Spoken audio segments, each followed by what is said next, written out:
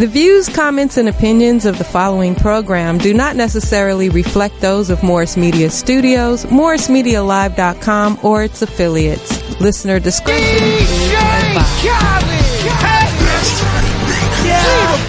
All I do is win, win, win, no matter what. Got money on my mind, I can never get enough. And every time I step up in the building, everybody hands go up. And they stay there, and they say yeah, and they say there. Cause all I do is win, win, win. And if you going in, put your hands in the air, make them stay there. Ludacris going in on the verse, cause I never been defeated and I won't stop now. Keep your hands up, get them in the sky for the homies that ain't making it, my folks locked down. I never went nowhere, but they saying Luda's back. Blame it on that contour, the hood call it Luda-yak. And I'm on this foolish track, so I spit my foolish flow. My hands go up and down, like strippers' booties go. My verses still be serving, tight like a million virgins. Last time on a college remix, now I'm on the original version. Can't never count me out, y'all better count me in. Got 20 bank accounts, accountants count me in. Make millions every year. Hello, welcome back to first to second. Okay, let me start over again. Welcome throw your back. hands in the air. Throw my hands in the air. That song had got to me. I haven't heard that song, and these ladies was like, let's play We Winners. So I'm like, I'm a winner too. Let's go. Right. Well, welcome back to Conversation with Faye Lewis and Second Call. And I'm happy you tuned in. Call a friend and tune in live. And you can even call us for questions at 323-293-3375. And guess who we got in the house today? My buddy Skip. What's up, Skip? How you doing? I'm all right. Just grateful to God. Grateful to be alive, not dead or in jail. So happy to be here. And married, since y'all saw him last. Yeah, we got to keep throwing that in there. He's married now. And we have two young ladies, Darlena and Charlene. Yes. Good afternoon, ladies. Good afternoon. Good afternoon. How do you feel today? I'm feeling amazing. How do you feel? Same. I'm feeling wonderful. That's good. Which is which? Which is Charlene and which is Darlena? I'm Darlena. Hey, Darlena. I'm the mortgage broker, Darlene. and I'm known as the short one. And I'm Charlene. I'm the real estate broker, and I guess I'm known as the tall one, huh? They cross us up all the time. All the time. Yeah. Well, we're so glad that you all took your time to tune Well, one in. of them is married, too, to my partner, one of my buddies.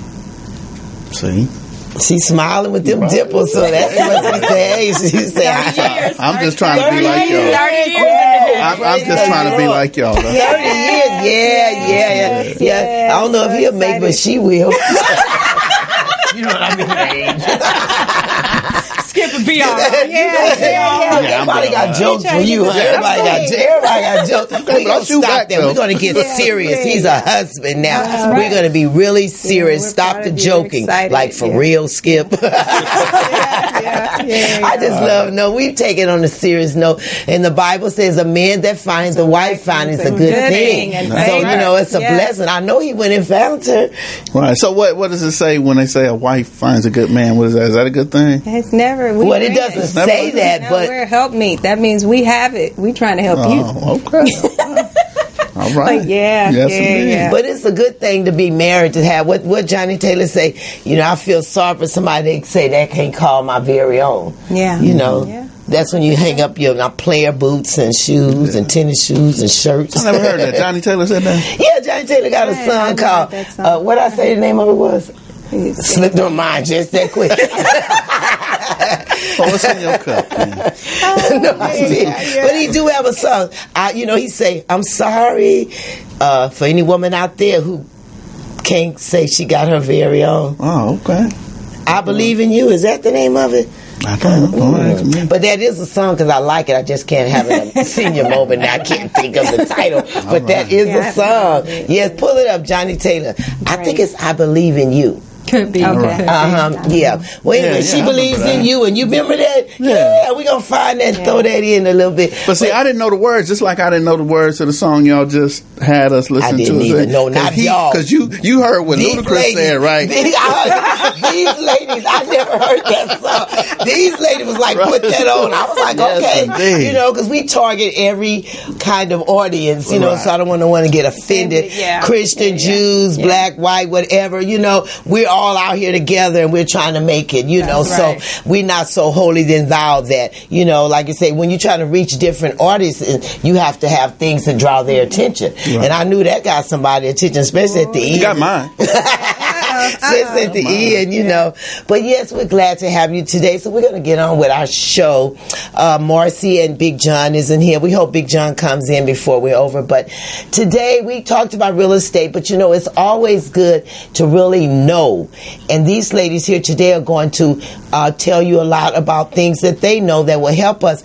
And they're part of the Wolf Pack. Aren't you ladies a part of the Wolf Pack? We totally support Second Call and what they're about. And what do you do with Second Call when you... We come out and we give presentations, and we work with members of Second Call, helping them get ready for the real estate market, getting their estates in order. Yes. It's a necessity when you're making that second call money, because now they're getting these guys together, and it's beautiful. It's you know, it's powerful. But how to invest in your communities now? We need that. We need to start turning things around in our community. In our communities, and so you know, having money and knowing how to make it work for you is very important. So we go in and we talk, we answer questions, we give presentations, and talk to the people. And very beneficial. Yes, very beneficial, especially to first-time buyers or someone just with not having the knowledge of how important it is to own a piece of property. Even though I don't live in LA, I don't want to see all my people move out of LA. I got to have somebody to come visit when I come to LA. But you know, I'm seeing and understanding what they're saying is that affordable housing now is out of the city. You know, and so I think a lot of people got tired of that commute down that 405 and they decide to come back here. You know, so we're changing the way the community is going to be when we get so many of one nationality in a community. We don't want to go back to what the 60s used to look like. Sure. You know, so what are some of the programs? Let's first of all start off with some of the programs for first-time buyers, and then you could take it from there. Tell us. Okay. Darlene, you probably can. Well, there's a misconception out there as to what a first-time buyer is. A first-time buyer technically is someone that has not owned a property for the last 3 years. Oh, 3 years. Oh, okay, 3 years. So after 3 years, you become a first-time buyer. Oh, all right. Interesting. There's That's also Exactly. There's also a misconception that there are special programs for first-time buyers. There may be some niche programs out there, but primarily any program someone can use. You can sell a house today and use FHA tomorrow. You could sell a house today and buy VA tomorrow. So really, the first-time buyer concept is marketing. Right. So my grandson is getting ready to purchase a home. I saw him yesterday in Moreno Valley. He's going to get a townhouse. So he said he was going through a program where he don't have to have a down payment.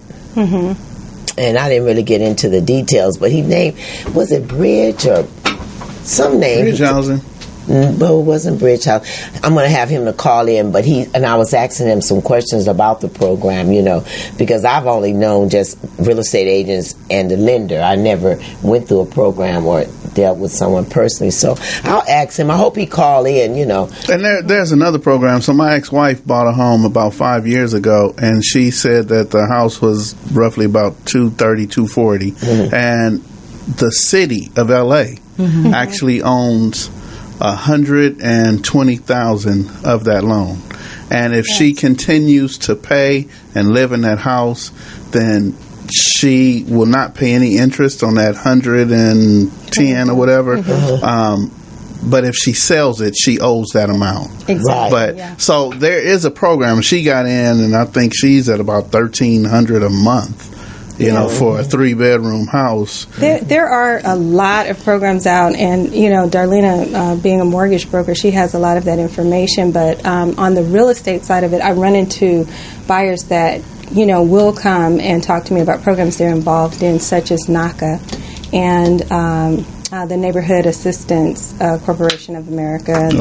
They worked a lot with the Home Save during the mortgage crisis we had, you know, years back, and helping people to save their homes. And so they have programs out. There are a lot of you have to bring your patience with some of those programs. With a lot of the city programs, what I have found is there is funding allocated to assist buyers who can qualify for those types of loans. There are grants. So in your wife's situation, it sounds like it is upfront a loan, and then usually after 10 years, 20 years, I know that City of Compton has one now, and it's 30 years. After 30 years, it actually becomes a grant, and it's forgivable. But you have to stay on the property for 30 Seem years. like I need to move to Compton. Well, other cities have it as well. But here's the niche with that. I have had buyers come to me that were involved with these programs. They qualify, but the funds are no longer available. And so in a real estate transaction, but, it's kind of first come, first serve. And, it's as those funds become available to the city. So they're allotted a certain amount. And once that money runs out, then you have to wait for the next cycle. So there are other opportunities there, but I tell people to really research if you're going to utilize some of those programs and make sure the funding is there, it's available, because you don't want to get into a transaction, be prepared to close it, and then find out, okay, you qualify, you have this certificate, but the funds are no longer there. But there are several programs out there, and Darlene can talk about it a little bit more specific. As a mortgage broker, personally, I don't deal with any of the city programs or county programs simply because of what Charlene just said. You go in and you qualify today, and it may take 3 or 4 months because you have to go through education. You have to only deal with a certain bank. There's a there's a small box that you have to fit into.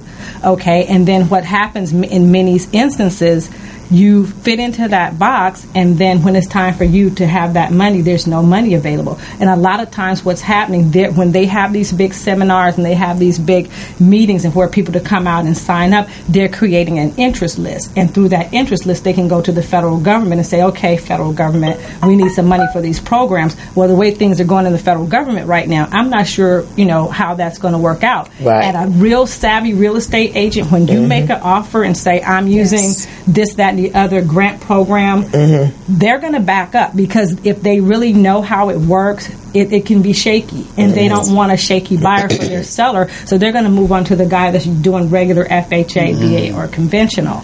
I have a program that's called the Platinum Program that you can use anywhere in California. It's a grant. You don't have to pay it back. It covers up to 5%. Now say that again. Platinum. It's called the Platinum Program, and you can use it with FHA or conventional for purchases. First time. You don't have to be a first-time buyer. The three-year rule applies.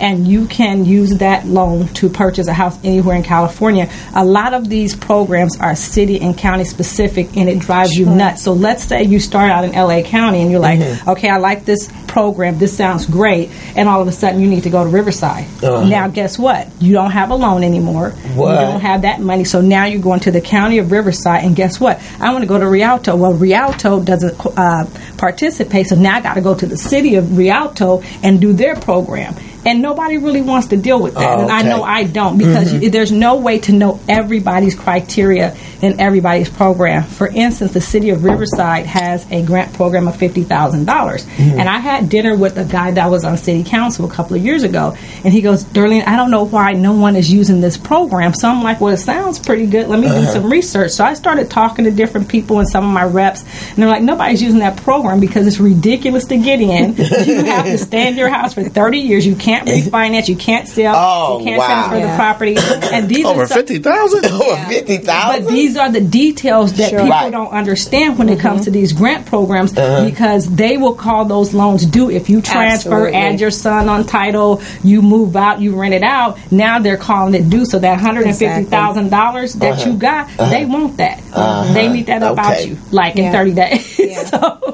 So that's why it's important. That's like one of them reverse mortgages. There's a catch to it. Well, there's nothing wrong with the reverse, and that's another show. It's not? No. Yes, but it is. that's why you want to have a mortgage broker. I can't emphasize that enough, people.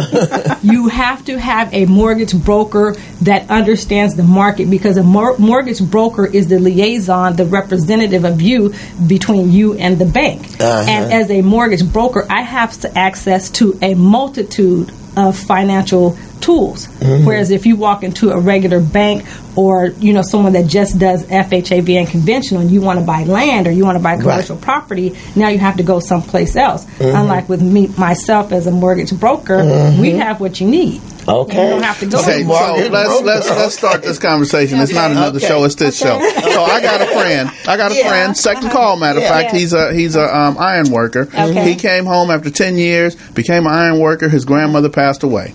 Okay. She was 99 years old, beautiful life, but she had a reversible mortgage. Okay. So they all party and drinking, you know what they do after the funeral and all that, but they not taking care of the business. Right. And come to find out that it was a reversible mortgage, and there was a lump sum that they needed to pay. Exactly. And because they had no idea, and they didn't spend all their money on the horse and carriage and with the doves that fly, they spent about $1 million sending grandma away. They had to move out that house within I think they moved within 6 months, but I mean, none of them were mortgage brokers. There were no attorneys. You want to take this one? Yeah.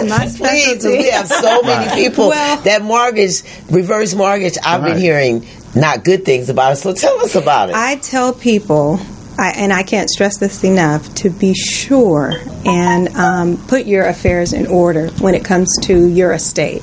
Make sure that you have a living trust. There is a death on transfer deed that's still questionable right now, but it is being used right now. The title companies are kind of have a question mark around it, but in the state of California, of course, we all know that unless you have some type of a deed with another person's name on it, a joint title, tenancy in common, if you have the death of that owner, the only other way to turn that title is through a court order or a living trust or that transfer of death deed. And in a reverse mortgage situation, and what happened is when reverse mortgages were coming out initially, they were not allowing properties to remain in the trust. You could not turn that title.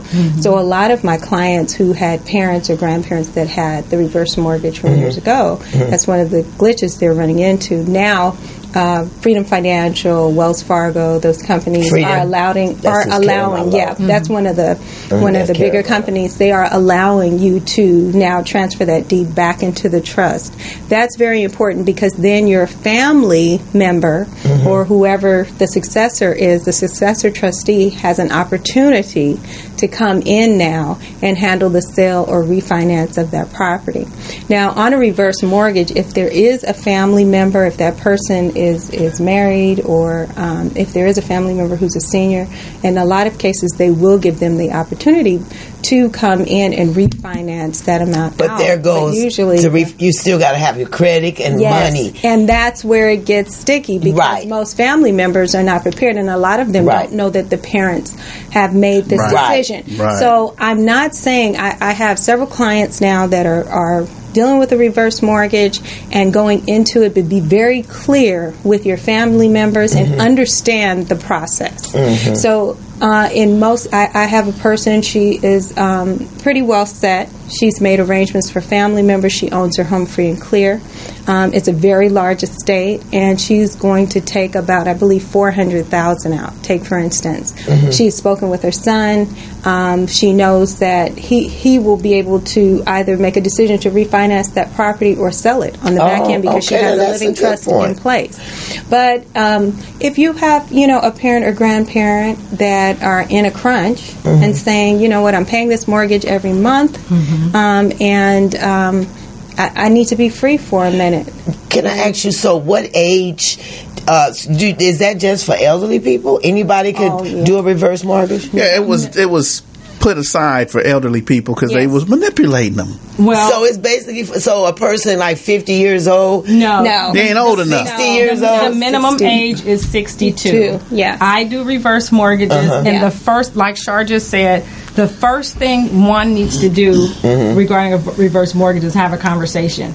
So grandma did not tell her family members that she had this reverse mortgage. You have to have somebody that you trust, because we get calls all the time where they're in a panic. Grandma just died. Right. Uncle and such is living in the house. What are we going to do? And the first thing we ask, put them out. Do you have? Are you on title? No. She had a living trust. She had a reverse mortgage. Okay. Does she have a trust? Probably no. But see, the thing is, let's say she did have a trust. Let's say grandma had her stuff together. She had a trust. Now we got Uncle Bobo, who is her son. Now, Bobo is the one she left it to because she don't have any more kids. Bobo ain't working. He smokes Sherm. He's sitting on the couch all day. Uncle Bobo not working, so now... You know Bobo? I know Bobo. Grandma got her stuff together, but Bobo don't, so guess what happens to the house? But the thing is with that trust, he may not have the credit or the money or the job to refinance it, but he does have the option to sell it. Yes. Oh, yeah. And he going to come up his name is on the trust. Because his name, but let's turn it around. Let's say his name is not on the trust. Let's say grandma don't have a living trust. And the house is... he just out there. Reverse mortgage. So now he can't even call into the bank. Well, he can, but there's really nothing he can do. What about the other family, though? What about other family? How do we know that's her family? Yeah, because she has no paperwork. If she doesn't have any, so that's what's been happening. That's what's been happening. So what happens is then it goes to probate. And if there is an instrument in place with a reverse mortgage, you have a year.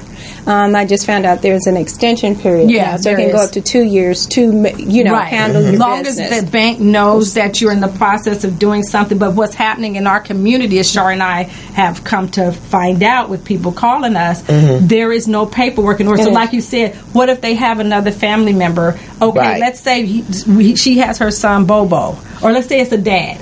And then he says, well, I'm the heir. I'm going to go to court, and I'm going to try to figure out my dad's estate and keep this house. And then Junior across town say, no, he my daddy too. Right. Okay. So these are the types of things that come up. So if you don't have any paperwork that specifically says, so guess what? Everybody goes to probate. Most people don't have money to get the probate attorney. If there's not a lot of equity in that property, they usually let it go. It gets sold, and it's gone forever. That's what's happening in the community. So it's not just about buying your property. What about the property that may be left in your lap? What are you prepared credit wise? Are you prepared money wise? Are you prepared educational wise to take care of that estate and not lose these properties that these people have worked so hard to keep for 30, 40, 50 years? That about 5, 6 years ago, the judge ruled in favor of me and my 7, I don't want to say siblings. My grandmother only had 7 grandchildren, and she left the house. And my cousin is in that house right now, has never sold, given us nothing, and the judge ruled in our favor that it belongs to all 7 of us. And I know a family like that too. But I don't want to argue and fight. I don't want to go knock on the door. Yeah, but you have that option though, because something I know a family was in place, just like or that. You went through court. But I know we went through court after probate. That happens quite often. It's been about 6-7 years now. Inherit a tenant. They not only inherit the house, you inherit the tenant, and of course you don't want to. It's a family member. You don't want to just say. I don't like him though. You don't want to say just get out. They've never paid rent. They feel like, hey, this is grandma's house. I should be able to live here for free. Right. If they're maintaining the property, a lot of times people will just kind of let it go. Yeah. But what does that mean for me and my brothers? Because my mother, I'm gonna tell you what my mother thinks. My mother thinks that we done cut a deal with him and didn't tell my older brother. So my mother's like, my mother said, why don't y'all look out for Steve? And I'm like, Mama, we ain't got nothing for that. She said, but if y'all do, make sure you look out. And I'm like, Mama, that boy in that house and ain't giving none of us nothing.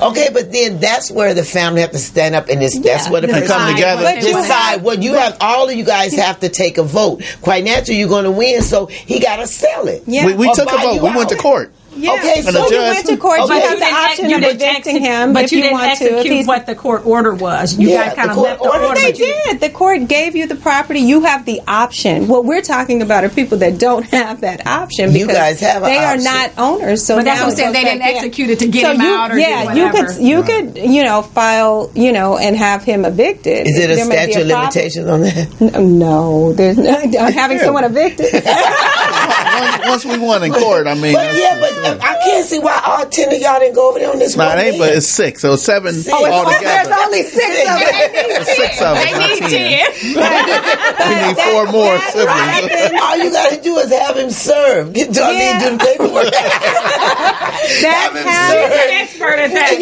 He never got to see you. Like, you got served. This is the expert.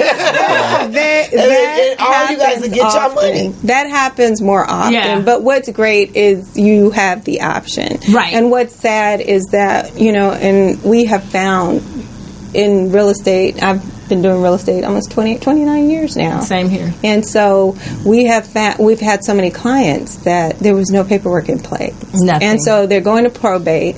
They really don't have, they really can't afford to put the money out for the attorney. And of course, they're doing it pro bono. Mm-hmm. So now the estate is losing money, and all it took was, sitting down and putting putting affairs in order. Well, because of the Rams and the Chargers, ours went up. Right. So it's a good thing that he's in there now. Right. We didn't spend it 7 years ago. What John say? How LA gonna look in 5 years here? Y'all, but maybe y'all can hold out. But what happens? Okay, if something happens to him, then it's still automatically theirs, right? Yes, it's theirs now. It's yours. It's yours now. You just allowed him to stay there. So you're a property owner. Anything beyond the You're a property owner. He's just watching the property for you for the last 20 years. You're watching it go up. Right. Everything go up. You finna win. You finna like them hands, huh? They stay there. What the devil thought for evil, he's turning that around because he thought you really think you're losing, but at the end you're gonna be winning if he's in it 2-3 more years. Right. Hey, it sounds like a winner to me. And let's talk about that. You gotta play. Because you talked about moving out of the area, and I'm in real estate. I sell real estate, but I talk to families about holding on and keeping a stake in their community. A lot of us have moved out, and they're beautiful homes, in Moreno Valley, Lancaster, and in other areas. But when we talk about some of those programs, like Darlena mentioned, through the city, through the county, one of the things is that you have to qualify at a certain income level. Is that your phone? At a certain income level. Oh, yeah, go ahead. So fitting in that, at the median income at say $70,000, I think they were saying the median income now is about $75,000 going into the lower income. Now, yes, you qualify for that program, but you don't qualify for a house that now is $700,000 because your community, the prices have gone up so high.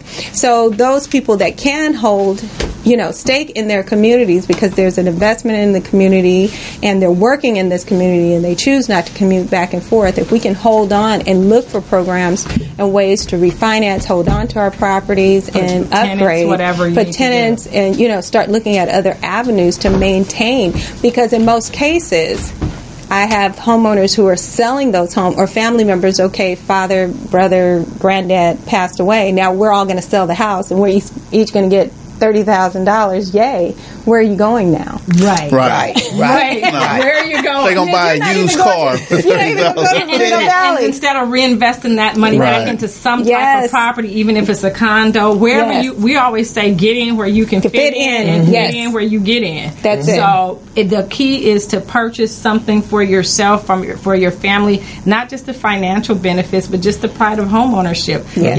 You get to turn it into what you want. You can paint it. You can have a garden. You can decorate it the way that you want to. It could be a family home. You think about the holidays. There's so much more that goes into home ownership than just the financial. So why would you then encourage for townhomes and condos? Because isn't there like a homeowners association fee? Absolutely. Isn't there rules and guidelines, can't paint and stuff like that? I personally live in what they call a PUD, which is a planned unit development.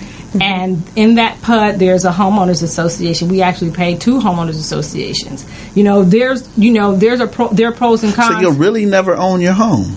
No, that has nothing to do with your home. Has nothing to do with your home. I mean, stop paying them and let's see what happens. Stop paying your taxes on your paid off home and see what happens. Stop paying your homeowners insurance. Right. Homeowners association is maintenance of the property. Those are like dues, right? You just pay them. They put that on your property tax after you don't pay it. Well, the homeowners association fees are to help maintain the community. The thing I encourage people to do when they are going into a condo or townhome is get involved with the homeowners association. So you are then having a say-so in where that money is going. It should be going on repairs for a roof if necessary, painting, keeping the landscaping together. If there's a guard at the gate, that guard at the gate, security, things of that nature, anything outside. So if you have a home, you have to maintain landscaping. You have to make sure your roof is together. You have to make sure, so you're doing the same thing, but it gets someone in the door that may not be able to qualify for a single-family residence.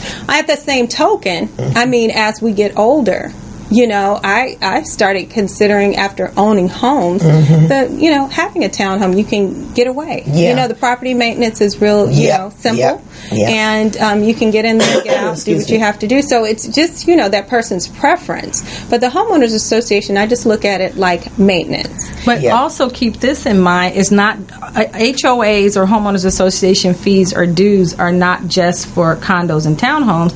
I live in a community where there's all houses. Yes. But we still have an HOA because we have a community pool, there's a community lake, there's a clubhouse, there's all these things. So when you're looking at that, look at what those dues are for. What are you paying? What are you getting for those dues? I actually have a video on YouTube that's called Homeowners Associations, and it kind of talks about that. But anyway, shameless plug, but under Darlene Moore. But, you didn't really plug it because you didn't give the information. So under Darlene Moore? Darlene Moore, that's all. And then what? YouTube, that's it. Okay. And it'll come up, but it just when you're looking at that, you may have a actual single family home, but you're in a community that has an association. So you always want to know, what is this getting for me? What am I covering with these fees? Is it because a lot of times they cover the perimeter of the community, the landscaping, the greenery. They may clean up. They may have trash cans throughout the community. They may have a pool. They may have a tennis court. All of these things. They may have a playground. So you want to know what you're getting for your money. Exactly. That's good. Let me say this real quick. If you want to call in, you have questions, or you want to talk, our number is 323-293-3375. You're live. We're ready to talk to you. Okay, I have a question to ask. Sure. Okay, since the property is going up so high in L.A., and a lot of people do want to live in L.A., the kids are in school, their jobs, they can't transfer right away, so they want to buy a home. I mean, some people are saying that it's just not affordable, but everybody income is different. Sure. So it could be some there's affordable. They're saying like Cross Crenshaw, everything is $800,000 now and up, $1 million. The East Side is still $400,000. So what do we say to the person that wants to buy in LA? What should they look for? And give us some information on that. Honestly, from a mortgage perspective, that is an issue. It's an issue that Charlene and I run into all the time. We have clients, excellent credit, been on their job for a while, but the income is just not adequate enough to purchase in LA.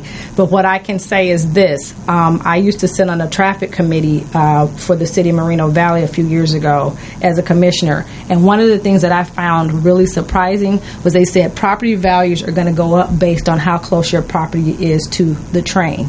Because they're getting ready to connect this transportation thing together where you're going to be able to go from LA to San Diego, Moreno Valley to Pasadena and work and be there in 2 hours. So that's getting ready to change the game. The transportation issue is going to change the game. So nobody's going to really be concerned about, I have to live in LA, because LA is very expensive right now. And they're building up in the Inland Empire, Riverside County, San Bernardino County, and that's where it's going at some point. And you can ask Big John about this. At some point, they're going to link all of these rails so you can get anywhere. So you're not going to have to work in Moreno Valley or here or there. You can live where you want and work where you want. So the closer you are to a train station, metro station, they're saying that's where the property values are really going to shoot up. So I would say, though, exercise all of your options. Go ahead. Exercise all of your options. Be willing to move out into or purchase something in an area like Moreno Valley, San Bernardino, Riverside,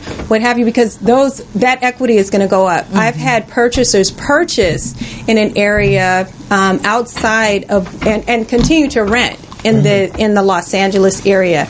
Allow equity to build then in their property in Riverside or San Bernardino, turn around and sell it. Now they have the down payment for what they're looking for in Los Angeles. Make a lot of sense. Another option is looking at units and getting together with family members. Most of us have those family members that are going to be with us anyway. So consider saying, hey, let's come together, let's do this purchase. Maybe let's look at a 2-on-a-lot, or let's look at a property that we can put an addition on and work this thing out together. Absolutely. And then look at splitting that equity. So it's about being creative, being open, and being fluid. Okay, we have a caller. Hello, caller. Hello, hi. This is Lakeisha Barrett. How are you? Hello, First Lady. How are you doing? I'm good. I just want to tell you all that I'm sitting here and I'm taking so many notes and really enjoying the show and all of the very important information that you all are sharing.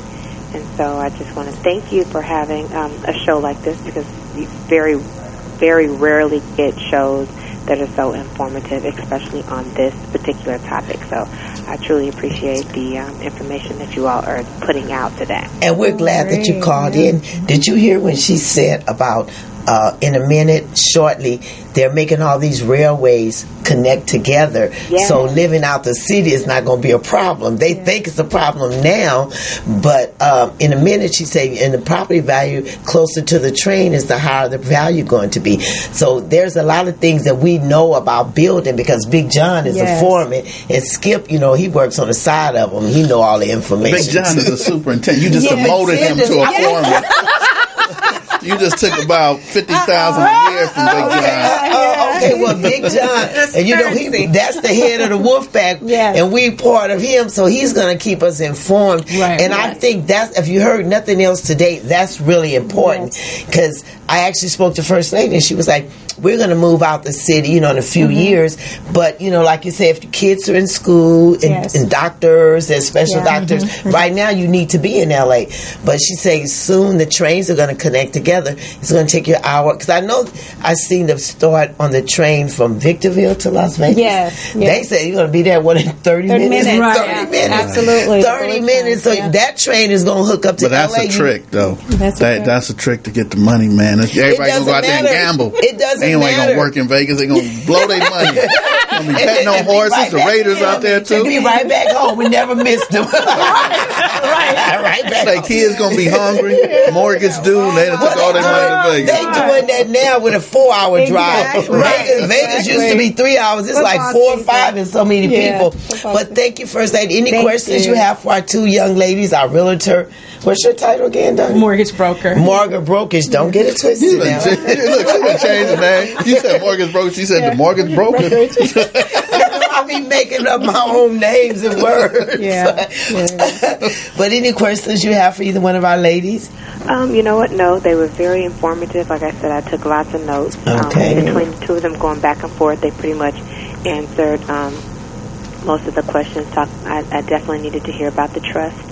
Right. The trust, and about the reverse mortgages. I'm dealing with a similar situation now, and I also know a family member that had the thing that happened where a person had paid for the house, been in the house over 60 years, but did a reverse mortgage, and now the children are left to have to move out because they didn't, do what they. Well, how long ago has that happened? She passed away February of this year. Oh, yeah. And, they're still in the house, thank God, but there's a huge for sale sign out in the yard. And so they will have to relocate, and they were raised in the house. They've been in the house over 60 years. But to be misinformed or uninformed is... Well, let me ask Charlene. Charlene, is there something they can do, or we don't really know the state exactly? I don't know, but I'm assuming if there is a for sale sign in the yard, it's probably because they did not decide to go maybe to probate, or there wasn't enough equity in the property. If there is enough equity in the property, I would suggest they contact a probate attorney and have one of the family members then contact that probate attorney and see if there is equity available so that they can sell the property and at least they would gain something from the sale, or maybe a family member can buy it through probate. Okay. So that may be an option for them if they haven't, looked at that route of going through that. And then also, communicating well with that mortgage company. However, they're going to be limited if they don't have an instrument in place that will allow them to communicate with them. And then before we get off the air, we got like 15 more minutes, and we're going to have Darlena and Charlene to give their information. You may have questions, or you may want to work with one of them. You never know. Yeah, but we always, that's one of my goals, is to always bring you information that's going to be beneficial to our community. Yes. Because a lot of what the Bible says, you perish because of lack of knowledge. Yeah. Not that you're ignorant or you just don't know how to read. It's we don't know, and certain things they're not going to tell you. Exactly. So we're trying to keep our community with people that look like us, so we're going to try to help and give out information as much as we can. Yeah. And we got to also throw in there one more thing before we get off. I'm going to let you go, First Lady, but thank you for calling in. Thank you. Okay, you have a good evening. Okay, God bless. And you know what I wanted to ask you, Charlene? Yes. Was about when we were talking about the programs and someone is in their home. Tell us about if someone's been in their home, they've been there for years, paying their mortgage every month for 2-3 years, and all of a sudden they get on a hardship, or one of the family, or maybe the spouses pass away. We know they should have a will, but what if that? A trust, right? I mean, if a trust. That's what I mean. If the spouse passes away and they were both on that mortgage together, a joint tenancy will allow the right of survivorship. So even if you don't have that living trust, if you are on a joint tenancy, which in most cases, if it's a husband and wife, then it will automatically go to that partner. Okay, now what if?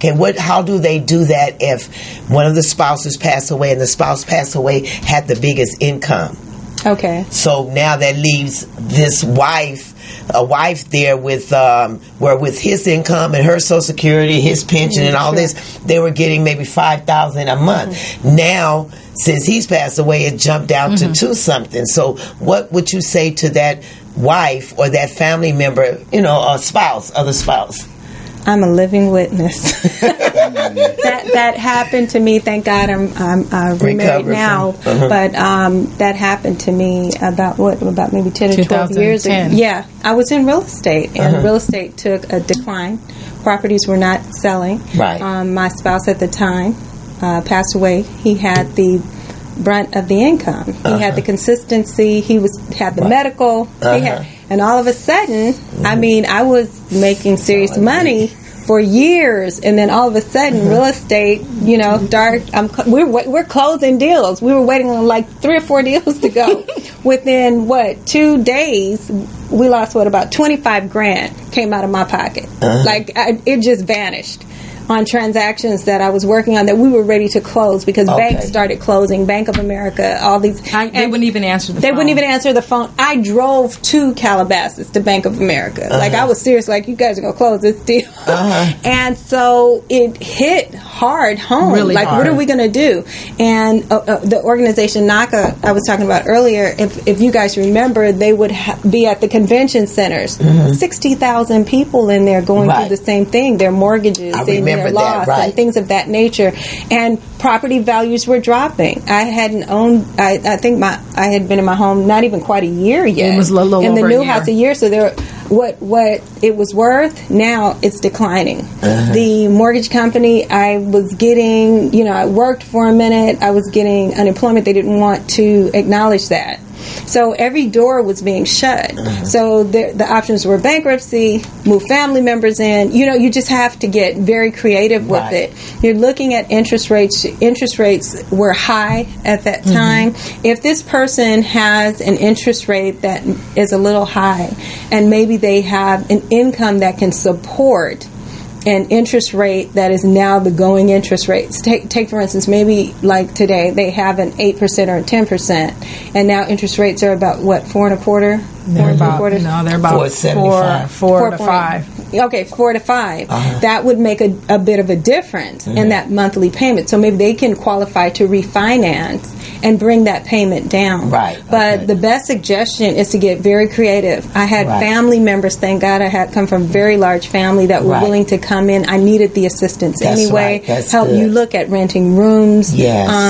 You know, I've had people move out and say, I can't afford the mortgage, but the rents would take care of this property. I had a friend, she did so that. you move out, you rent that property out until you get into a position where you know now you can take care of that property, but whatever you can do to save that property. I say utilize, if there are programs, usually in crisis situation and hardships, you can get a letter to maybe get you over those back payments, but the mortgage companies want their money. They aren't listening to excuses. It only goes and so make far. sure to spend that it's insurance like, policy I'm sorry money for you. good. Yes, exactly.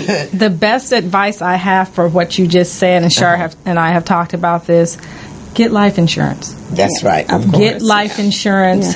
Because think about it.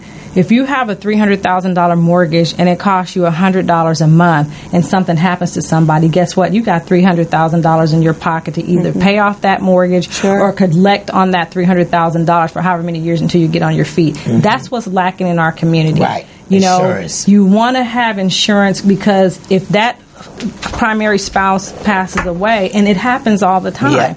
It happens all the time. What am I going to do?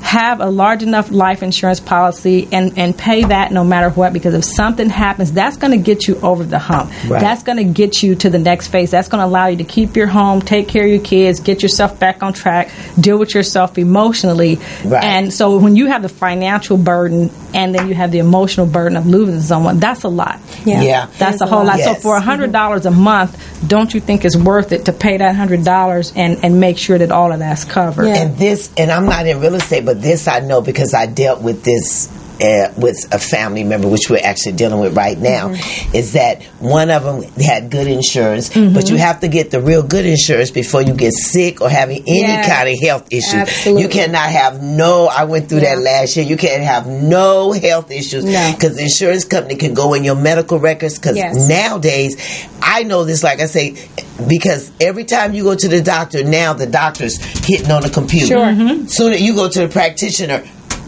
they're on the computer, because everything you say about your health, it goes into a computer. Not only does the insurance company look into that, but they can see, well, you was taking this medication, and this medication, I just went through this medication was for the heart. Okay, but I don't have a heart condition no more. But that's still in the record, and they don't want to give you insurance if you have any issues. So you know what insurance is? Insurance is a bet. It's where you saying you're gonna pay $100 a month, saying I bet something happened. Insurance company take the money and say I bet it don't. No, that's really what it is. It is. They bet it's a bet. It's but a gamble. The key is to get it young, because that's the key. You want to get it young when we don't have to take blood pressure medication. Speaking to the adult who is sitting in this situation and they don't have the insurance, I always say, do what you can. I preach this to my family, my children, to create residual income in your life. Residual income is everything. I'm with that. And property for me, I knew would be my retirement. Property for me, so I had to hold on. I knew, that what that mortgage was looking like today, I can kick myself. And if you talk to your parents and other people, they'll probably say the same thing. My older kids, their grandmother owned a house. The grandparents owned a house up here in Baldwin Hills. $50,000 they paid for that house. Could you imagine? But at that time, how are we going to pay this $400, $500 a month? We laugh at that now. My father had a house in Baldwin Hills, and when he moved there in 1968, he said the mortgage was extremely high, and everybody told him he was going to lose it. And I said, how much was it? He said, man, it was $186. And that's a lot. And he said they were saying, man, and your car note is 50 something, and that's $180. You ain't gonna be able to do that. No. But you hold on if you can to what you have. Come together. Come together if you can. Do what you can to create residual come and to build your estate. Well, we thank you, ladies, so much. We've really enjoyed having you here. And we quickly, because we got to get in Second Call's information. Yes. Skip, what's going on with Second Call? Tell us. I haven't been there the last couple of Thursdays. Second Call is just continuously growing. Fantastic, We have 14 different classes. We are now in Locke High School. Yes. We're also starting to build a relationship with the LA County Sheriff. We did a walkthrough last week. I'm on an email, me and Big John, with some important people. There are meetings going on, so it's just growing. Yeah, awesome. That's one thing I hate about living out the city, because I really like to be community involved. I'm a community activist, and I miss that. Those are my evenings to this meeting. Skip, he's forever. It's a wonder he's here because he's all in Chino. What are you doing in Chino? Well, Chino is where there's a men's prison and a women's prison out there. So I spend a lot time working with Maisha. She goes into prison now, so have a lot of meetings. And Chino's a good spot. The ex-warden of CIW, Kim Hughes, Kimberly. She lives out. So when we meet, we always meet like in Chino. Nice area to brainstorm, get things going. Yeah, I'm so happy. And then we got to get it together, because I'm just going to put this little thing out there. You know, the pastor, when we've been meeting at Second Call, Bonded Life Church, just going to put that out there for the Second Call members. Pastor, what's his name? John Tunstall. John Tunstall, his birthday. Tunstall.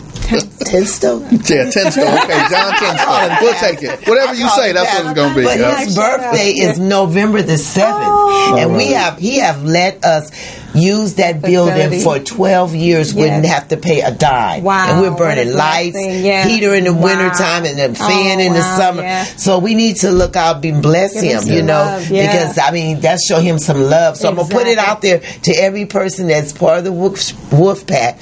I want you to, let's put our heads together, because I think that's a blessing. It is. When we started 12 years ago, it was just me, Skip, and about one of his sons, my two grandsons, John, and we was hoping we all show up. So now we only have standing room, and we are blessed because so many people's lives have been changed. Yes, absolutely. So we got to get our men in here too. And a lot of the people who work now in construction are purchasing homes. Right. And prior to that, everybody was just buying cars, getting jewelry, stuff like that, and blowing money. So now the individual, so it's like a process, taking individual from this childish behavior, that mindset, getting them ready to go into employment, and once they get employment, gainful employment, and now they start being mature enough to purchase homes. Right. So this is really helping. If we just take one individual through that process, right? Yeah. He affects so many. It's very empowering. Yes, I love Second Call. I love what they stand for. Absolutely. And we're going to have our men in here, our women also, to come and give their testimony about how their lives was changed, things they used to do, and how they used to look at money, and how they used to look at getting up, going, having a career, going to work, how important that is now, and I love it. I love it. And another thing also is that, Skip, give us the locations and the days in case you have a family member that knows somebody that may want to know somebody, and give them this information, because it will be very helpful. Skip, tell us the days and the places of our meetings. So let me just say, from Monday night in Pasadena's, we're at 236 West Mountain. That is the Flint Ridge Center in Pasadena. And that's important because we have men and women there. Great. Also, Thursday night, of course, Big John facilitates at 3500 South Normandy. And in Long Beach, right now we have men and women. So I'm giving you the men and women classes, because the rest of them are gender specific. Okay. So Wednesdays, as a matter of fact, right now as we speak, Shanae is facilitating at 1115 East Market Street in Long Beach. Okay. So we have co-ed classes. And that all of our classes start at 6 p.m. except for the one in Long Beach. It starts at 4:30. Okay. So that's 4:30 to 6 o'clock class in North Long Beach. And, we're everywhere. Advancing, we're building. Tuesday too. I forgot Tuesday. So Tuesdays we got like 3 classes going. There's one that's on 2085 South Hobart, but we have another one that is in Antelope Valley, and that one is growing. And let me tell you about the one in Antelope Valley is that most of them there, I'd say like maybe the class is small, it's probably about 12 to 15 people, but about 9 or 10 of them are working right now. Wow. And they keep coming back. So they truly are. It's a small wolf pack, but they are truly a wolf pack. And I got to take my hat off to Ahmad because he is, not only is he working, but he facilitates the class and he's consistent. So hats off to Antelope Valley Wolf Pack. Second Call. I just don't know the address. It's on 100th Street East. It's at a little church in Little Rock, California out there. But also last week I heard on the news that one of the young men that went through the program, he was stabbed at Rose Bowl. Well, tell me about... Oh, Demetrio. Yes, indeed. Yeah. So Demetrio, he came to the Monday classes in Pasadena. He also graduated through the pre-apprenticeship program at Flint Ridge Center. And actually, it was a Monday night he got killed. One of the individuals who was in the class Monday night, he came and picked him up. But Demetrio did not come to the class. He picked him up, took him home. We have no idea why he came back. The Flint Ridge Center is right across the street from the Rose Bowl. So a lot of people in that community, they hang out there. This is where they go meet, hang out. And he went and was hanging out, and police arrested the individual, but they said that they were going back and forth on social media. And instead of Demetrio going home, because he's a plumber, Second Call Wolfpack member, he became a plumber, Local 78. He went back to address the individual, and the guy and he was stabbed only, him. 22? How was he? Yeah, he was 22, 23. I mean, there go another young soul. Second Call is about saving lives. Right. And that's one of the things, I'm going to say this real quick before we get ready to get off air. That's one thing that I've learned, that they put a lot of emphasis on it. You don't have to address every issue. Because, where I come from and what I've learned, the enemy don't play fair. No, and if he see you about progressing, you handling your business, I'm taking care of my family, he want to take that. Yes. You know, he want to see you a drug addict. He want to see you without. He want to see you walking around saying, I can't get no job. I can't get no career. Now you got all of that and he's not happy. No. So he wants to take that and take our young men. Yeah. So that's one thing Second Call put a lot of emphasis on.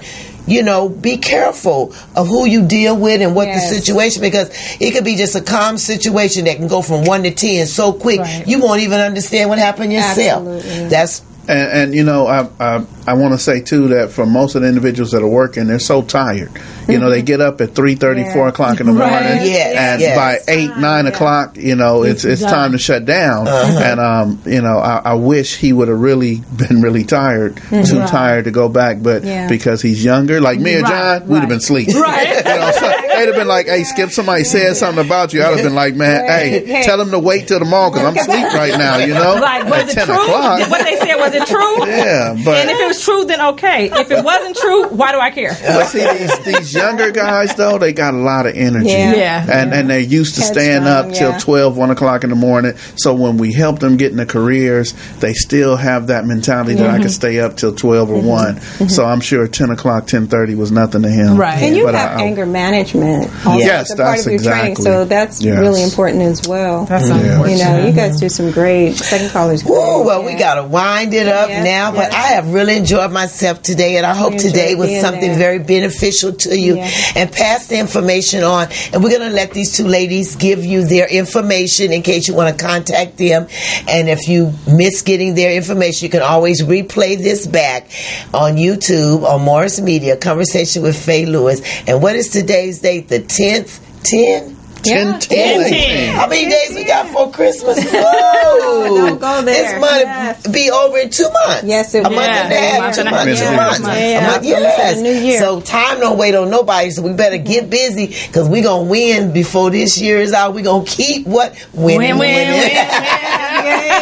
See you next week on Conversation with Faye Lewis and Second Call. Thank you. Great. Everybody wave bye-bye. Bye. Oh, we got theme music or something? Yep, we winning this week.